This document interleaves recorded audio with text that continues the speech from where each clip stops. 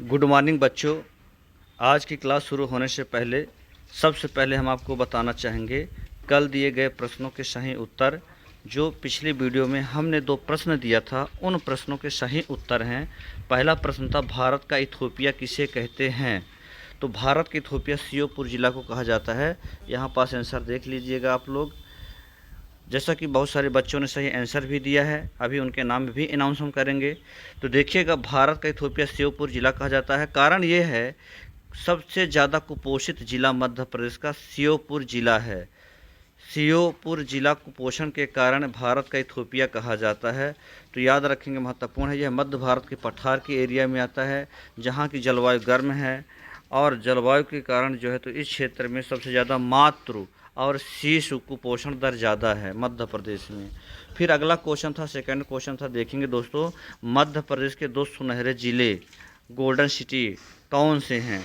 तो मध्य प्रदेश के 2 सुनहरे ज़िले कौन से थे? खंडवा और खरगोन ज़िले हैं। इनको कहा जाता है क्योंकि यहाँ कपास का सर्वाधिक उत्पादन होता है। कपास उत्पादन के कारण इन्हें गोल्डन सिटी कहा जाता है, मध्य प्रदेश का खंडवा खरगोन को। तो याद रखेंगे, खंडवा को पूर्वी निमाड़ और खरगोन को पश्चिमी निमाड़ के नाम से भी जाना जाता है। अब रही बारी आज की दोस्तों उन छात्रों के नाम जिन्होंने सही उत्तर दिया था। इन प्रश्नों को जिन लोगों ने सही उत्तर दिया था, देखेंगे यहाँ पास बताया जा रहा है कि जिन छात्रों ने सही उत्तर दिया उनके नाम हैं, आप देख भी सकते हैं और पढ़ भी सकते हैं। कीर्ति पांडे, ज्योति जायसवाल, राजकुमार यादव, विजय राजबली, शिव प्रसाद द्विवेदी, राशि पांडे, शिवम मिश्रा, ज्योति मिश्रा, शबनम गुप्ता, पुनीत निराला, प्रमिला पटेल, रविकांत, प्रमोद सागर, अंजू द्विवेदी, शालिनी शुक्ला, आकांक्षा वर्मा। इन बच्चों ने सही प्रश्नों का जवाब दिया था। इन बच्चों के उज्जवल भविष्य की कामना करता हूं। ऐसे ही आप बच्चों पढ़ते रहना और आपको सफलता अवश्य ही मिलेगी। धन्यवाद। आगे देखते हैं, अगली क्लास हम शुरू करते हैं, पढ़ते हैं आगे आज की क्लास को। ठीक है, ओके। जय हिंद, वंदे मातरम। दोस्तों, कुंदन एकेडमी के हिंदी ज्ञान यूट्यूब चैनल में आपका स्वागत है। दोस्तों, मध्य प्रदेश सामान्य ज्ञान में वस्तुनिष्ठ प्रश्न की इस श्रृंखला में आज हम मध्य प्रदेश के प्राकृतिक प्रदेश या भूभौतिक प्रदेश से संबंधित वस्तुनिष्ठ प्रश्न लेकर आए हैं। तो एक एक करके सभी प्रश्नों को देखते हैं, जो कि बहुत महत्वपूर्ण और रोचक हैं। कहीं न कहीं पेपर में पूछे जा चुके हैं और जो मध्य प्रदेश में आगामी पेपर होने वाले हैं उसमें पूछे जाने की महत्वपूर्ण संभावना है। आता है, सभी महत्वपूर्ण प्रश्नों का कलेक्शन यहाँ किया गया है। तो एक एक करके सारे प्रश्नों को देखते हैं दोस्तों। तो देखिएगा, यहाँ पास पूछा जा रहा है, पहला प्रश्न है, मध्य प्रदेश के संबंध में कौन सा कथन सही है। पहला ऑप्शन इनमें से कोई नहीं। आगे लिखा है, मध्य प्रदेश की उत्तर से दक्षिण चौड़ाई 605 किलोमीटर है। उपरोक्त में से दोनों सही हैं। और डी ऑप्शन है, मध्य प्रदेश की पूर्व से पश्चिम का विस्तार 870 किलोमीटर है। तो दोस्तों, इसका सही आंसर क्या होगा आप बताइए। जो बी और सी ऑप्शन यहाँ दिए हुए हैं वो दोनों ही सही है। जैसे कि उत्तर से दक्षिण लंबाई कितनी है, 605 किलोमीटर है, और पूर्व से पश्चिम चौड़ाई जो है तो 870 किलोमीटर है। अतः इसका ऑप्शन सी सही होगा। उपरोक्त दोनों सही हैं। ठीक है दोस्तों, तो यहाँ पास ऑप्शन हम सी आंसर करते हैं। देखेंगे यहाँ डिस्क्रिप्शन भी आ जाएगा, सही आंसर का डिस्क्रिप्शन भी है। देखेंगे, विभाजन के पश्चात मध्य प्रदेश की पूर्व से पश्चिम की लंबाई 870 किलोमीटर रह गई है, जबकि प्रदेश के उत्तर से दक्षिण की लंबाई 605 किलोमीटर है। तो डिस्क्रिप्शन भी आपको मिलता जाएगा। ठीक दोस्तों, फिर अगला क्वेश्चन देखेंगे। अगला क्वेश्चन यह है, मध्य प्रदेश में गोंडवाना युग की चट्टानें किस क्षेत्र में मिलती हैं। बताइएगा दोस्तों, आप भी बताते रहना, कमेंट बॉक्स में आंसर करते रहना। आपको बताना कि गोंडवाना क्रम की चट्टानें कहाँ पाई जाती है। तो मध्य प्रदेश में स्पेशली गोंडवाना क्रम की चट्टानें 2 जगह पाई जाती हैं, 2 क्षेत्रों में। एक तो सबसे बड़ा क्षेत्र हो गया आपका पूर्वी पठार। तो पूर्वी पठार यहाँ ऑप्शन में दिया नहीं है। मध्य भारत का पठार दिया है, जो कि नहीं है। सतपुड़ा श्रेणी, मालवा में दक्कन ट्रेप की चट्टानें पाई जाती हैं। बुंदेलखंड में जो है तो आर्कियन युग की चट्टानें पाई जाती हैं। तो इसका आंसर क्या है दोस्तों, जहाँ जहाँ कोयला पाया जाता है समझिएगा कि वहाँ गोंडवाना क्रम की चट्टानें पाई जाती हैं। और पूर्वी मध्य प्रदेश में कोयला के पर्याप्त भंडार मिले हैं। अतः जो रीवा पन्ना का पठार है या पूर्वी पठार है, वहाँ कोयले की खदानें हैं। इसलिए कह सकते हैं कि इस क्षेत्र में जो है तो गोंडवाना क्रम की चट्टानें हैं। लेकिन यहाँ रीवा पन्ना पठार और पूर्वी पठार ऑप्शन में नहीं है। अतः इसका आंसर क्या होगा। तो देखिएगा दोस्तों, जो पचमढ़ी क्षेत्र है, याद रखेंगे, पचमढ़ी क्षेत्र में मोह पानी कोयला क्षेत्र है, जो कि सतपुड़ा क्षेत्र कहलाता है दोस्तों। तो याद रखेंगे इस प्रश्न का सही आंसर क्या होगा दोस्तों, सतपुड़ा क्षेत्र। यहाँ डिस्क्रिप्शन में भी देख सकते हैं, मध्य प्रदेश की भू संरचना आद्य महाकल्प शैल समूह के आसपास हुई मानी जाती है। प्रदेश में गोंडवाना युग की चट्टानें दो क्षेत्र में मिलती हैं, सतपुड़ा और बघेलखंड क्षेत्र में। अभी हमने चर्चा किया था बघेलखंड क्षेत्र में, जैसा कि आपका शहडोल क्षेत्र आता है, और शहडोल में मध्य प्रदेश का सबसे बड़ा कोयला क्षेत्र सुहागपुर है। ठीक दोस्तों, तो इस प्रकार से देखेंगे। अगला प्रश्न यहाँ पास देखिएगा, अगला प्रश्न हम लोग देखने जा रहे हैं, मध्य प्रदेश में कुड़प्पा क्रम की चट्टानें कहाँ पाई जाती हैं। अगला क्वेश्चन है, कुड़प्पा क्रम की चट्टानें छतरपुर, पन्ना, उपरोक्त सभी बिजावर। देखिएगा, कुड़प्पा क्रम की एक सीरीज है बिजावर सीरीज, जिसमें हीरा पाया जाता है, और हीरा कहाँ पाया जाता है, पन्ना जिला और छतरपुर जिला में। ठीक है, तो मध्य प्रदेश में महत्वपूर्ण दो खदानें आपने सुना होगा, हिनौती की खदानें और मझगवा की खदानें हीरा उत्खनन के लिए प्रसिद्ध हैं। हाल ही में अभी आपने सुना ही होगा न्यूज़पेपर वगैरह में कि छतरपुर रियासत में, छतरपुर जिले में वक्सवाहा के जंगलों में हीरा के पर्याप्त भंडार मिले हैं। अतः ही उपरोक्त सभी इसका आंसर सही होगा। ठीक है दोस्तों, यहाँ देखेंगे, यहाँ बताया गया कि मध्य प्रदेश में कुड़प्पा क्रम की चट्टानें बिजावर, ग्वालियर, पन्ना व छतरपुर में पाई जाती हैं। तो डिस्क्रिप्शन बॉक्स में भी देखते रहेंगे, पढ़ते रहेंगे। चौथा क्वेश्चन है दोस्तों, मध्य प्रदेश की उत्तरी सीमा का निर्धारण किस नदी द्वारा किया जाता है। बहुत ही महत्वपूर्ण क्वेश्चन है। आप बताइएगा आप लोग कि मध्य प्रदेश की उत्तरी सीमा का निर्धारण कौन सी नदी करती है। तो जैसे हमने आपको बताया था कि जो मध्य प्रदेश है, देखिएगा जो मध्य प्रदेश है, मध्य प्रदेश, यहाँ देखेंगे इंदौर के जानापाव पहाड़ी से चंबल नदी का उद्गम होता है, और ये राजस्थान होते हुए पुनः श्योपुर, मुरैना और भिंड होते हुए इटावा के पास यमुना में मिल जाती है। तो चंबल जो है तो उत्तरी सीमा का निर्धारण करती है। मध्य प्रदेश की उत्तरी सीमा का निर्धारण चंबल नदी, दक्षिणी सीमा का निर्धारण ताप्ती नदी करती है। ठीक है ना, तो यहाँ पास देखेंगे सही आंसर देखिएगा चंबल नदी। आपको कमेंट बॉक्स में भी यहाँ बताया जा रहा है, उत्तर की प्रदेश की उत्तरी सीमा का निर्धारण चंबल नदी के द्वारा किया जाता है, जबकि सीमा का निर्धारण दक्षिणी सीमा का निर्धारण ताप्ती नदी के द्वारा किया जाता है। पूर्वी सीमांत का निर्धारण सोन नदी के द्वारा किया जाता है। तो इस प्रकार से डिस्क्रिप्शन भी पढ़ते चलेंगे, महत्वपूर्ण जानकारी आपको मिलेंगी। अगला क्वेश्चन, पांचवा क्वेश्चन है, मध्य प्रदेश का सर्वोच्चतम शिखर धूपगढ़ किस पठार में स्थित है। बताइएगा, मध्य प्रदेश की सबसे ऊंची चोटी धूपगढ़ है, ये किस प्राकृतिक प्रदेश के अंतर्गत आती है। नर्मदा सोन घाटी, बुंदेलखंड का पठार, सतपुड़ा का पठार, मालवा का पठार। तो अभी हमने बताया था कि सतपुड़ा के जो जहाँ घने जंगल है, यहाँ महादेव पर्वतमाला है। महादेव पर्वतमाला की सबसे ऊंची चोटी धूपगढ़ है, 1350 मीटर। कितना दोस्तों, 1350 मीटर धूपगढ़ की ऊंचाई है मीटर में। अतः यह मध्य प्रदेश की सबसे ऊंची चोटी है। कहाँ आती है, ये पचमढ़ी क्षेत्र में आता है। पचमढ़ी कहाँ, सतपुड़ा के पठार में। यहाँ देखेंगे आंसर सही बताया जा रहा है, मध्य प्रदेश की सर्वोच्च चोटी धूपगढ़ 1350 मीटर है, जो कि सतपुड़ा श्रेणी के अंतर्गत आता है। विशेष रूप से यह होशंगाबाद जिले में आती है। यही प्रदेश का एकमात्र हिल स्टेशन है, यह ग्रीष्मकालीन राजधानी है। ठीक है दोस्तों, तो ये सारे महत्वपूर्ण क्वेश्चन है। आगे देखते हैं अगला क्वेश्चन, यहाँ पास देखेंगे छठवां क्वेश्चन है, सिगार की चोटी, जानापाव तथा धजारी चोटी किस पठार में स्थित हैं। तो सिगार चोटी मध्य प्रदेश की किस प्राकृतिक प्रदेश की सबसे ऊंची चोटी दोस्तों, आप बताइएगा।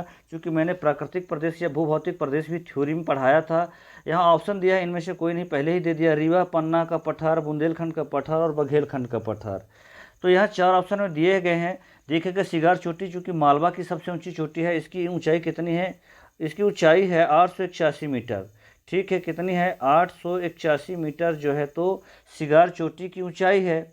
फिर जानापाव की 854 मीटर है। इसी प्रकार जो है तो धजरी चोटी भी किसके अंतर्गत है, ये तीसरी सबसे ऊंची चोटी है मालवा की। तो अतः यह मालवा ऑप्शन में है ही नहीं, अतः इसका सही आंसर क्या होगा, ऑप्शन पहला होगा, इनमें से कोई नहीं। देखिए आंसर सही भी बता रहा दोस्तों, यदि गलत आंसर हो तो यहाँ रेड आ जाता। ठीक है, तो यहाँ देखो लिखा भी है, सिगार चोटी 881 मीटर, जानापाव 854 मीटर और धजारी जो है तो 810 मीटर ऊंची पहाड़ियाँ हैं, जो मालवा के पठार में स्थित है, सर्वाधिक ऊंची चोटियों में शामिल है, जो कि इस पठार के समूह में दक्षिण में स्थित हैं। ठीक दोस्तों, तो अगला क्वेश्चन देखते हैं। सातवां क्वेश्चन है, निम्नलिखित में से किस संघ या समूह के साक्ष्य मध्य प्रदेश में नहीं मिले हैं। पुरातन संघ, धारवाड़ समूह, आर्य समूह, द्रविड़ समूह। देखिएगा ये चट्टानों के समूह बताया गया है, चट्टानों का क्रम बताया गया है। जैसा कि हमने क्लास में आपको बताया था कि सबसे प्राचीन या आद्य महाकल्पी की जो चट्टानें हैं वो आर्कियन क्रम की चट्टानें मानी जाती हैं। फिर उसके बाद धारवाड़ क्रम की चट्टानें, फिर कुड़प्पा क्रम की चट्टानें, फिर विंध्यन क्रम की चट्टानें, फिर गोंडवाना क्रम की दक्कन ट्रेप की चट्टानें, फिर गोंडवाना की क्रम की चट्टानें, फिर टर्सरी और क्वाटरनरी क्रम की चट्टानें होती हैं। तो इसी क्रम में देखा जाए तो पुराना संघ ये आर्कियन हो गया, धारवाड़ हो गया, आर्य समूह हो गया, आर्य समूह में गोंडवाना क्रम की चट्टानें आती हैं। तो ये तो तीनों मध्य प्रदेश में हैं। द्रविड़ समूह की चट्टानें मध्य प्रदेश में नहीं है, अतः ये ऑप्शन डी इसका सही होगा। देखिएगा ऑप्शन डी ये सही है।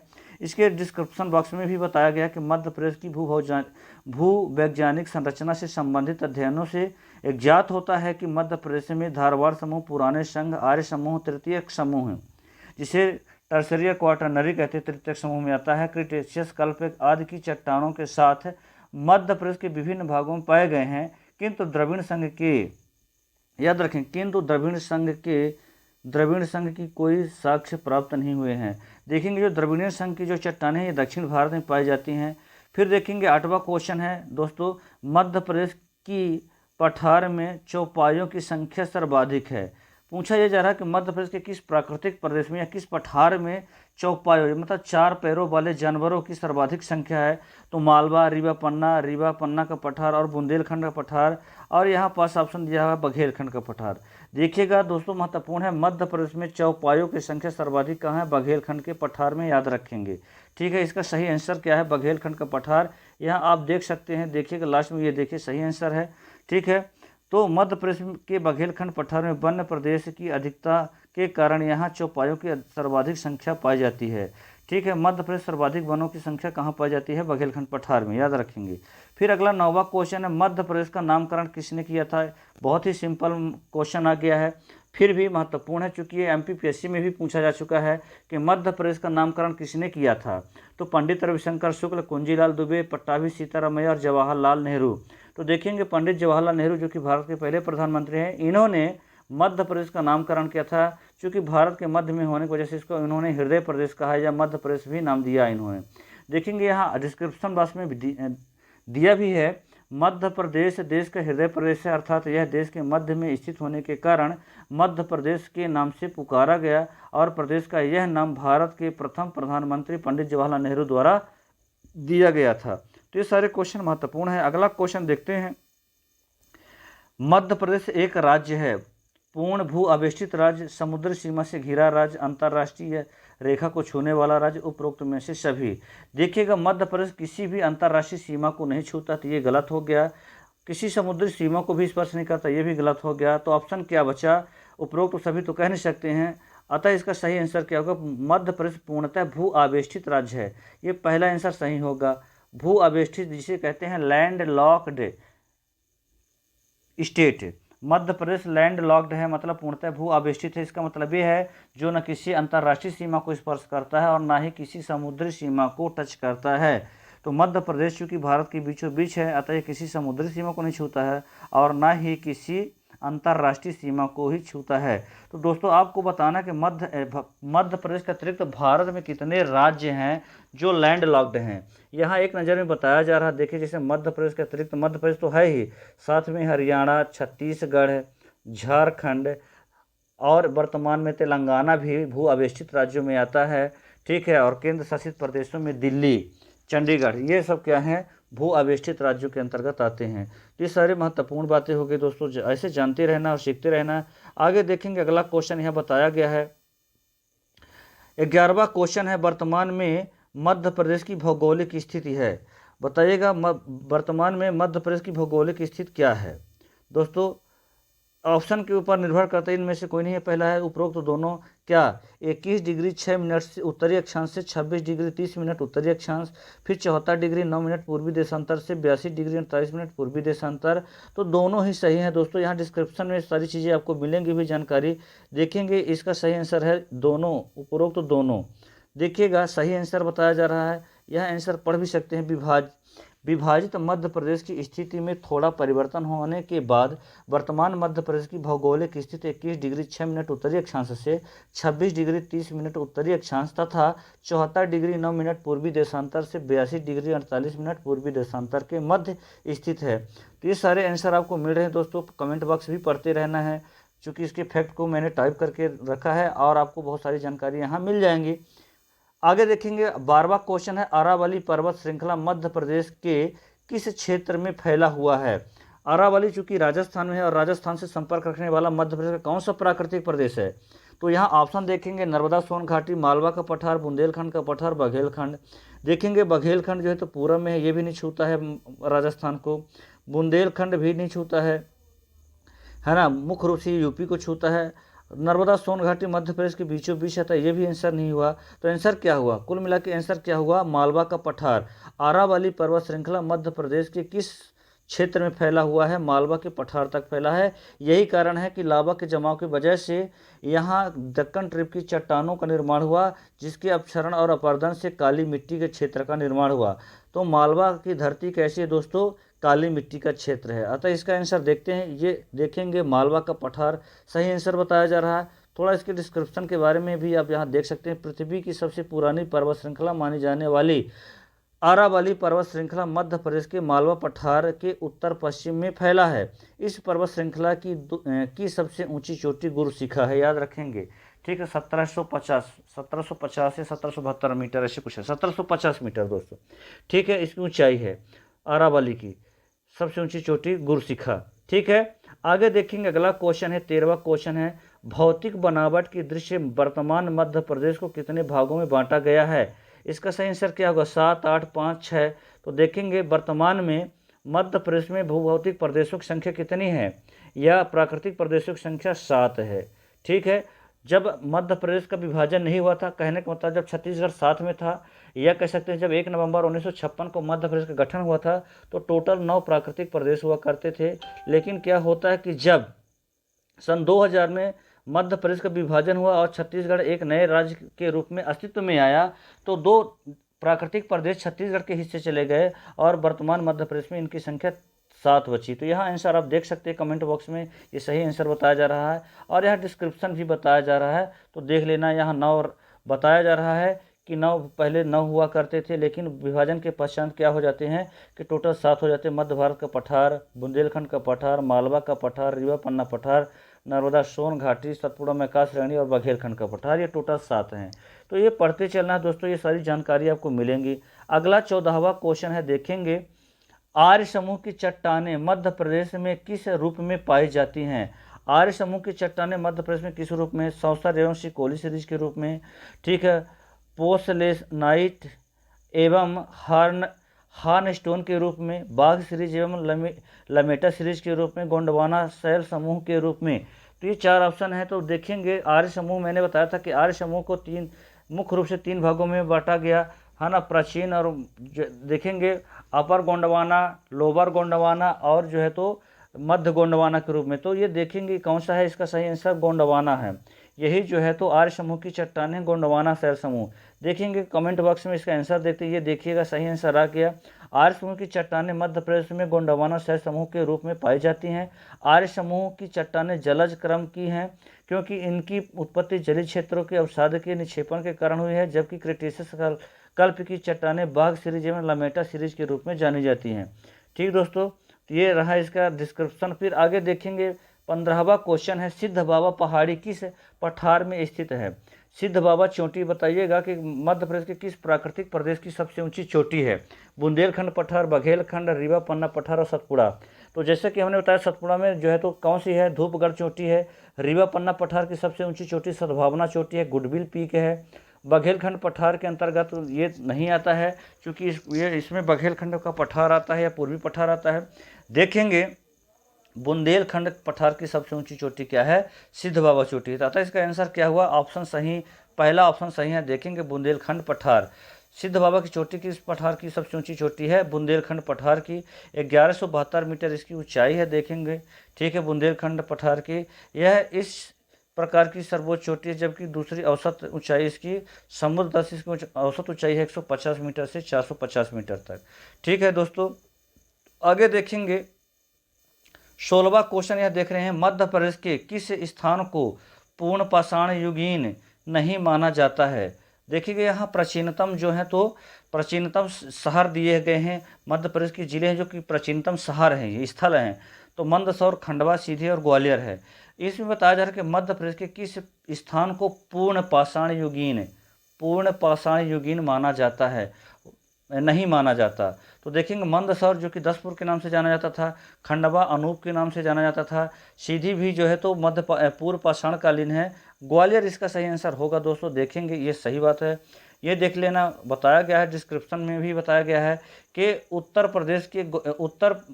मध्य प्रदेश के ग्वालियर क्षेत्र को पूर्ण पाषाण कालीन युग का नहीं माना जाता है, जबकि सीधी, मंदसौर, खंडवा जिले इस युग के प्रमाण प्राप्त हुए हैं।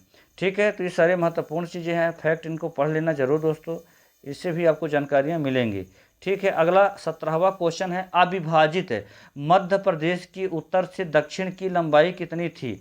अविभाजित मध्य प्रदेश की बात हो रही है दोस्तों। देखिएगा, जब मध्य प्रदेश का विभाजन नहीं हुआ था, मतलब छत्तीसगढ़ जब साथ में था, उस समय लंबाई उसकी उत्तर से दक्षिण मतलब लंबाई की बात की जा रही है, कितनी थी। तो उत्तर से दक्षिण लंबाई 870 किलोमीटर, 996 किलोमीटर, 605 किलोमीटर और 1127 किलोमीटर ये दिया गया है। तो देखेंगे यहाँ 4 ऑप्शन में देखेंगे कि जो उसकी लंबाई थी 996 किलोमीटर थी। याद रखेंगे, अविभाजित मध्य प्रदेश की लंबाई या उत्तर से दक्षिण विस्तार कितना था, 996 किलोमीटर। पर वर्तमान मध्य प्रदेश की सबसे लंबाई कितनी है, 605 किलोमीटर है। याद रखेंगे, वर्तमान जो मध्य प्रदेश है उसकी लंबाई कितनी है, 605 किलोमीटर। और वर्तमान मध्य प्रदेश की चौड़ाई कितनी है, मतलब पूर्व से पश्चिम विस्तार कह सकते हैं, मतलब सिंगरौली से लेकर के अलीराजपुर तक इसकी लंबाई है 870 किलोमीटर।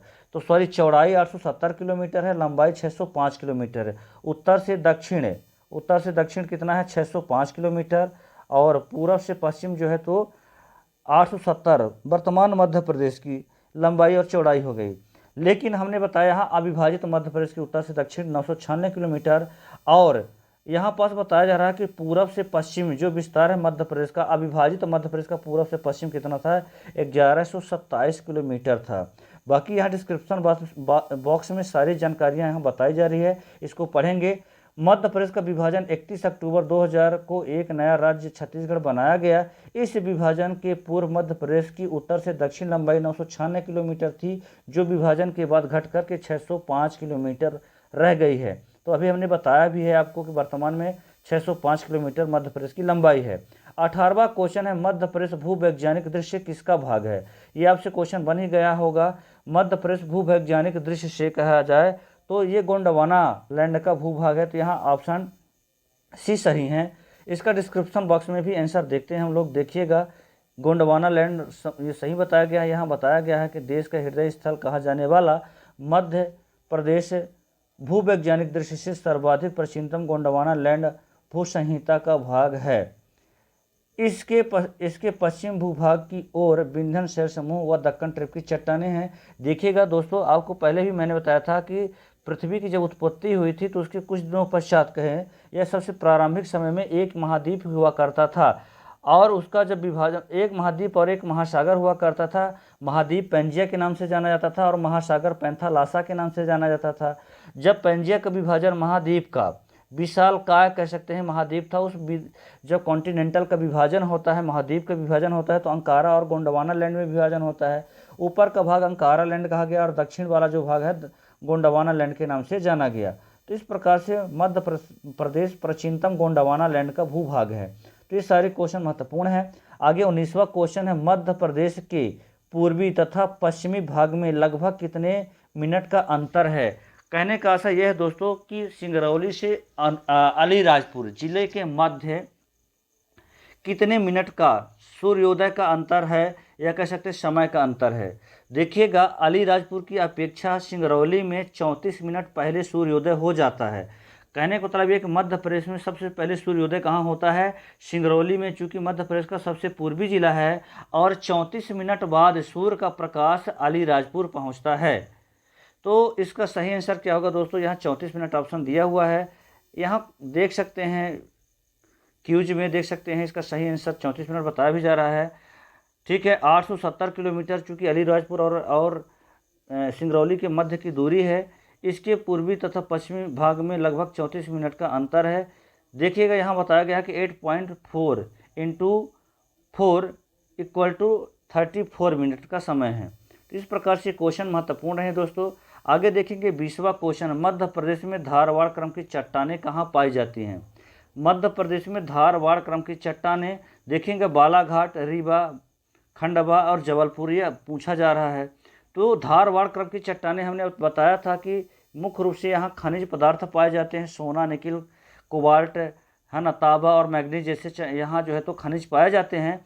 मध्य प्रदेश में धारवाड़ क्रम की चट्टानें बालाघाट में मुख्य रूप से पाई जाती हैं। यही कारण है कि बालाघाट में मैग्नीज और तांबे की खदानें मिलती हैं।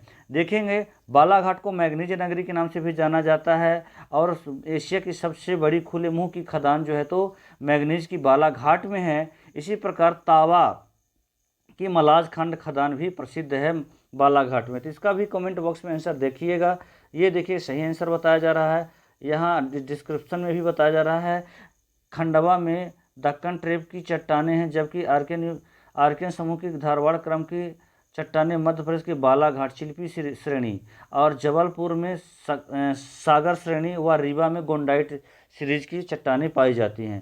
तो इस प्रकार से ये फैक्ट क्वेश्चन यहाँ मिले हैं दोस्तों। आगे देखिएगा, आगे अगला क्वेश्चन हम आपको दोस्तों यहीं तक क्वेश्चन थे। तो आज की श्रृंखला हो गई है दोस्तों, अगली वीडियो में हम लोग मिलेंगे। ठीक है, तब तक के लिए गुड डे, धन्यवाद। मुस्कुराते रहिए। वीडियो को लाइक करें दोस्तों, सब्सक्राइब करें और अपने इष्ट मित्रों पर शेयर भी करें दोस्तों, जिससे उनका भी भला हो और दोस्तों हमारा भी भला हो। धन्यवाद हमारा विश्वास बढ़ाने के लिए।